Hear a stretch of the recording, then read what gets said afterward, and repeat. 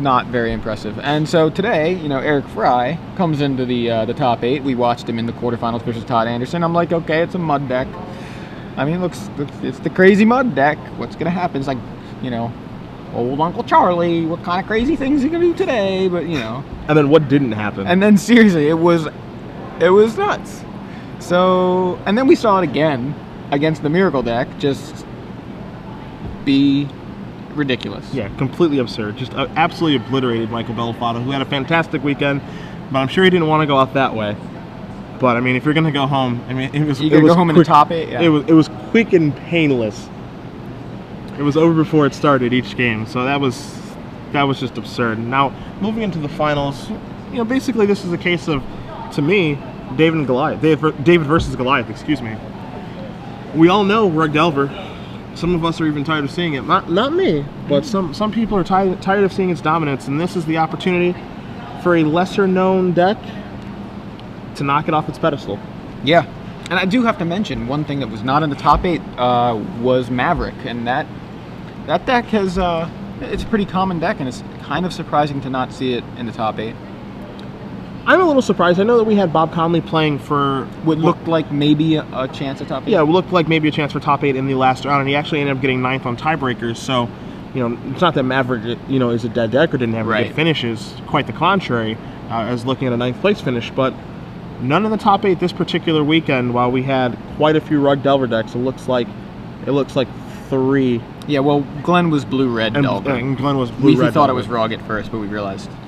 So, 3 Delver lists. We had a Belcher, we had a Hypergenesis, we had a blue-white Miracle deck, we had Attack of the Show, and we had this Mud deck. So it's we've had actually a really great top 8 here. I wanted the Belcher deck to win so bad. Yeah, I really would have liked to watch that. 15 islands. I love it. Yeah, we didn't even see that one on camera all day during the Swiss or during the top 8. But speaking of the top 8, we are here in the finals. It starts against Columbus, and we're going to be giving away some action. We're going to give away some Gen Con action. Some Gen Con badge? A Gen Con badge to the winner, and it's coming after game 1. We'll be asking you a question. If you haven't been, you need to go. It's a fantastic invention. I've gone for. It sounded like you said it was a fantastic invention. Yeah, that it's too. That too. Yeah. I'm sorry. I've gone. Sorry, I just realized how far the table was moving up. I've gone for 5 years. I plan on going again this year for it to be my 6th, and I've been happy every time I've gone. I really love the way the city of Indianapolis embraces the convention. You know, you can just be yourself there, and you can truly enjoy everything about it. And we're off. Hello, Wasteland. Eric Rill leads with a volcanic island. Eric Fry wastelands it, and Eric wants to use the mana first for Brainstorm. Now this matchup is just going to be about. This matchup's just going to be about, you know, getting a Delver in play, getting a Nimble Mongoose in play, keeping Eric Fry off balance as best he can, you know, with his dazes, with his Force of Will, so he doesn't get out of control like he has already in this top 8. He has been doing things far too quickly he's doing things that are so powerful, far too fast for his opponents to keep up. So it's going to be Eric Rill's job to make sure that doesn't happen.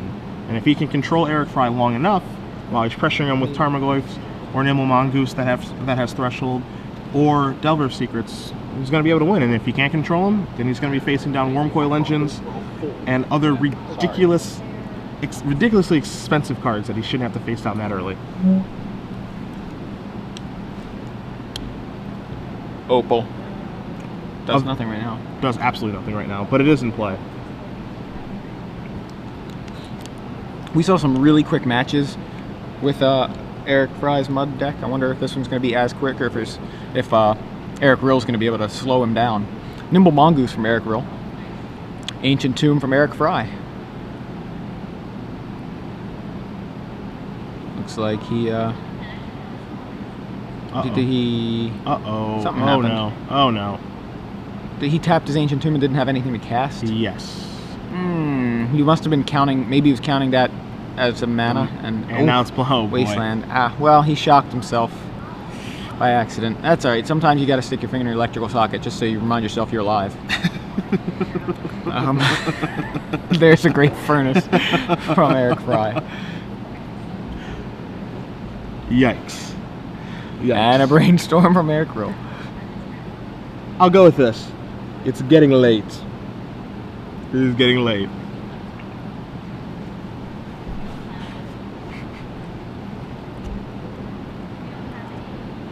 So Brainstorm's going to resolve. He's going to untap. He's working his way up, getting that Nimble Mongoose up to manland. Hello, Mark Flanagan, in Ireland. Someone from Ireland's watching us. Yeah, he just said hello from Ireland. Far too kind. I love Ireland. I was there a couple years ago. It was fantastic. I want to go back. So, the goose is loose. The goose isn't actually loose. I don't think Threshold's. It's trying to get loose. Yeah, it's trying to get loose. What do we have here? A Trinisphere. Trinisphere from Eric Fry, off a City of Traders and a Great Furnace. If that resolves. If it resolves, and that's also going to activate the Mox Opal. Well, not activate it, but turn it on. Yeah, turn it on. Turn it on. Metal Crafty. So we'll see if Eric Rill is okay with this, or if he's decided I can't actually allow that to resolve because I can't operate underneath all of my spells costing 3 mana. It's far too difficult. Yeah, that Trinisphere is huge for Fry if he can get that to stick. 1, 2, 3, 4. I see 5 cards in Rill's graveyard. Just trying to count down towards the threshold. Spell Pierce says no, sir. All right, so Eric Rill stays on the offensive with that Nimble Mongoose here. Very likely. He's actually maybe able to hit Threshold here. I think that may have been 6-7 right there. And Spell Pierce was 6, Scalding Tarn was 7. I think that's Threshold, and the Goose may be loose. The Goose may indeed be loose. And this is exactly, what I kind of said at the top. If he's able to keep him off balance with a Spell Pierce here, a Daze there, a Force of Will, here to take care of some of these problems while providing a clock in the form of Nimble Mongoose, or a flipped Delver of Secrets, or a large Tarmogoyf, it's going to be too little too late for Eric Fry to be able to catch up, and that's what looks like is happening this game.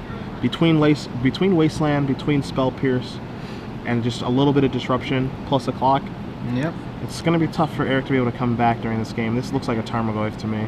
Okay, it's a Scavenging Ooze. So, Mongoose in. Jumping over the Candlestick. 3. Chalice for 1. It's much more impressive on turn 1 than it is right now. So Eric Rill says, bolt you to the face. While I can. While this doesn't stop me from playing it. So, Chalice now resolved.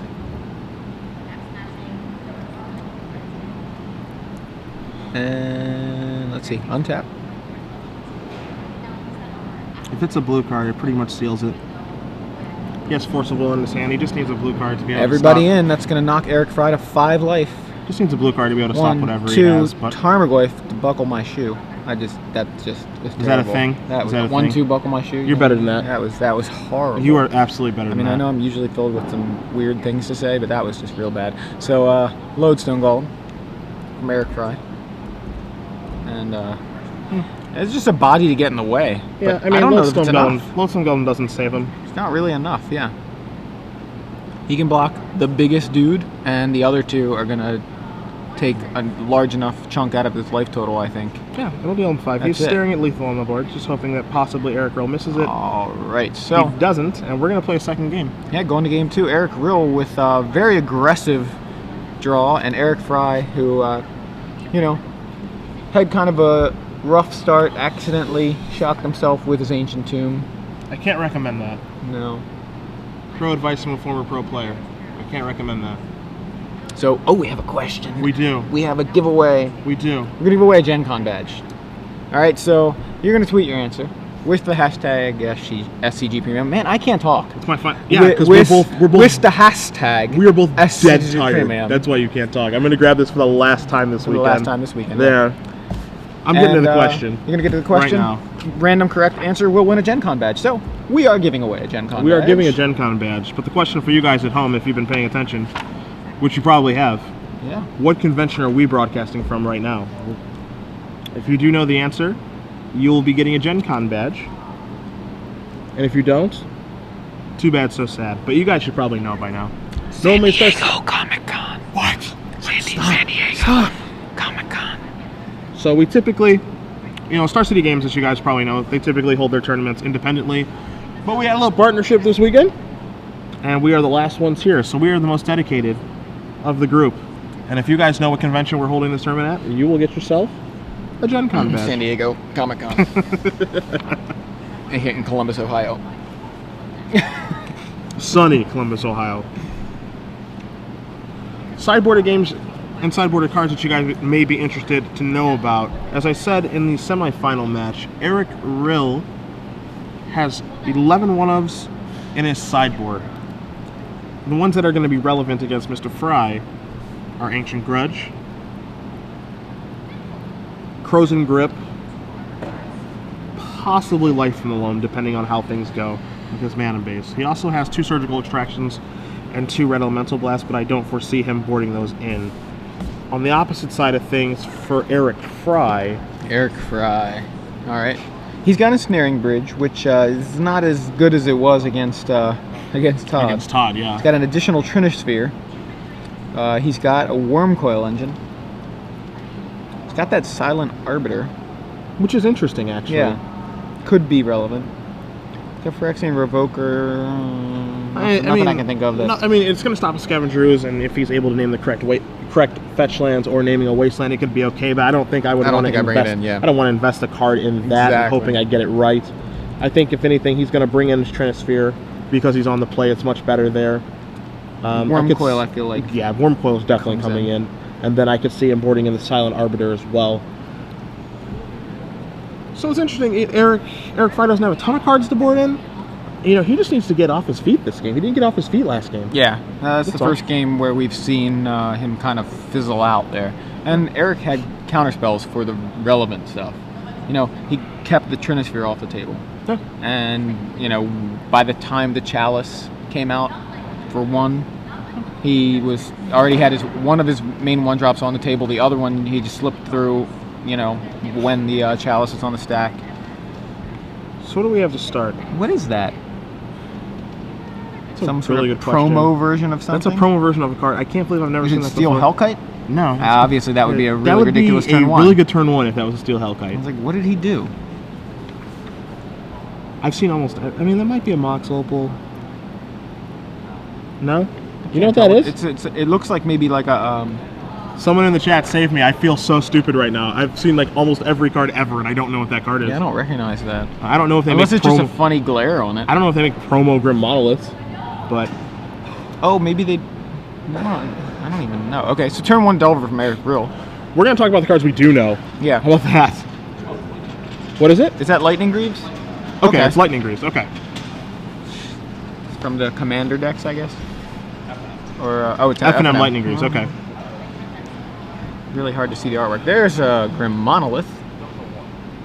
Grim Monolith. So what he did that turn is he added mana from City of Traders, played an Ancient Tombs, City of Traders goes to the graveyard, plays a Grim Monolith, and then plays himself a Metalworker. Metalworker, gonna get a Force of Will. Altered Force of Will. Altered Force of Will, Very that's cool actually pretty sweet. And Metalworker gets countered.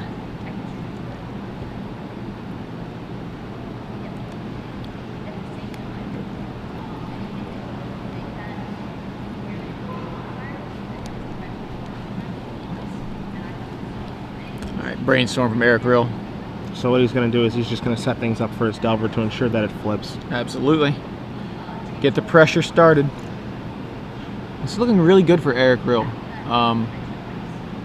He has the Force of Will for the Metalworker to keep Eric from getting keeping things from getting too out of hand. Eric not able to untap that Grim Monolith just yet.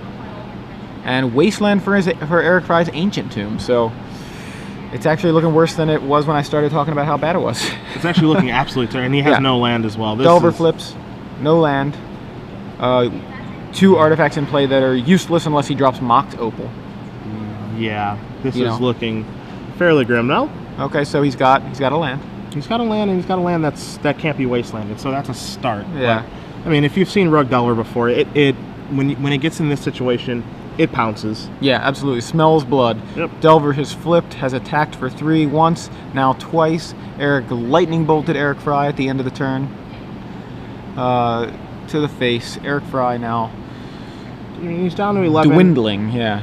He doesn't have any. Lifetime He doesn't dwindling. have any green mana, but what he does have is a threat that provides. I mean, we've seen Delver for the past goodness, who knows how long. He provides a ridiculous clock at a very Eric affordable Fry, price. Going to 5. Needs to find an answer.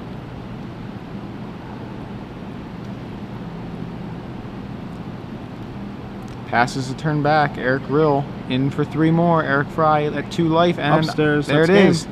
Eric Rill super aggressive that game, even more aggressive than game 1. Takes the match 2-0 versus Eric Fry here in the finals. That is the finals. Eric Rill is your legacy